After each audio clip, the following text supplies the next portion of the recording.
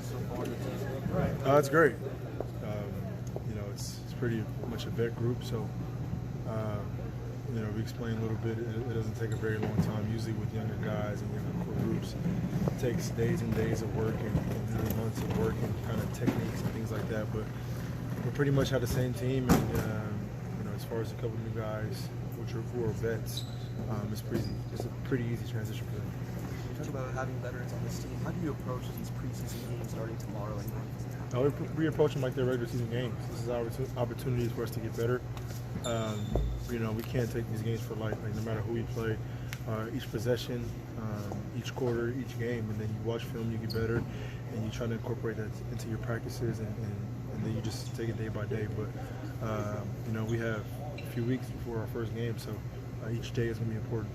Mike was talking yesterday about the league made it clear, as it's sort of rewording how they talk about traveling, that the step back is not and was not a travel, which we already kind of knew, but to have it said and made now it shouldn't be a point. Is there it shouldn't have been a point, period, at all. Like, the moves that I do and I create aren't travels, or the referees who get paid a lot of money and are the best at what they do would call travel, in which any of my moves that I've done on the perimeter have never been called for a travel. So I don't understand where this traveling whole thing I don't understand where it comes from. Just because it looks awkward or it looks different from what the world is used to, that's called being a creator. It's called being changing the game. And so live with it, and hopefully your favorite players will start doing it too. So you feel like that's over now?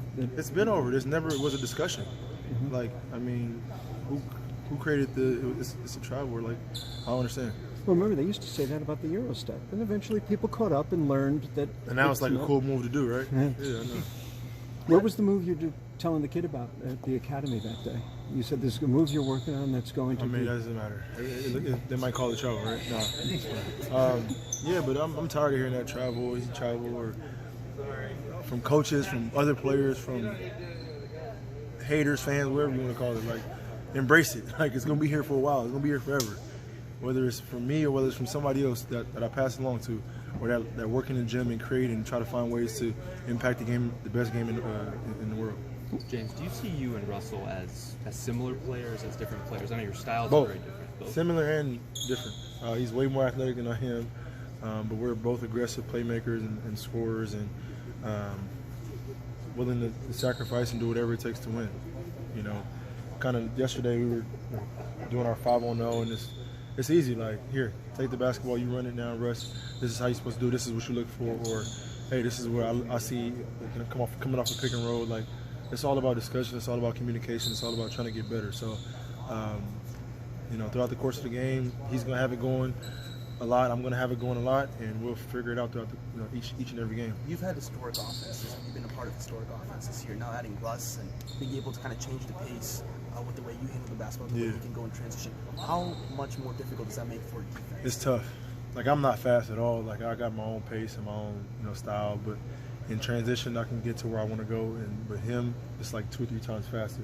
And he's so athletic, so explosive that you have to be able to get back in transition and load up to him. And then that's when 3-point shooters come involved. So it's exciting. It's a different dynamic to what we haven't had.